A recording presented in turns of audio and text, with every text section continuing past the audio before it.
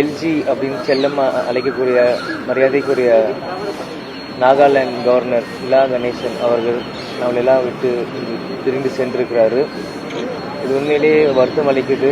ஏன்னா தன்னுடைய வாழ்க்கையை மொத்தமாக நாட்டுக்கும் ஒரு இயக்கத்துக்கும் அவர் அர்ப்பணித்து மக்களுக்காக இத்தனை வருடம் அவர் உழைத்து இருக்கார். இன்னைக்கு அவர் நம்மளோட இல்லாதப்போ உண்மையிலேயே இது ரொம்ப ஒரு கஷ்டமான ஒரு செய்தியாக நான் பார்க்குறேன். சில நாட்களுக்கு முன்னாடியும் ஹாஸ்பிட்டல் அனுமதி இருந்தாங்கன்னு சொல்லியிருந்தாங்க. கண்டிப்பாக எப்பயும் உடல்நிலை பெற்று தெம்பா வந்துடுவாருன்னு தான் நானும் அம்மாவும் பேசிக்கிட்டு இருந்தோம். ஆனால் அவனால் வர முடியல.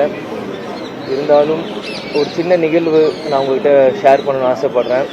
2014 இந்திய கூட்டணியில் பாஜக, தேமுதிக மற்ற கட்சியில் இருக்கும்போது அன்னைக்கு கேப்டன் இவருக்காக பிரச்சாரம் தென் சென்னை மாவட்டத்திற்காக பிரச்சாரம் செய்யும்போது ஒரு சின்ன நிகழ்வு.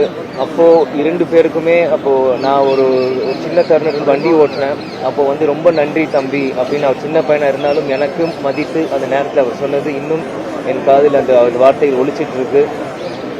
அதனால் இந்த நேரத்தில் அவர் ஆத்மா சாந்தி அப்படின்னு கேட்டுக்கிறேன். நன்றி.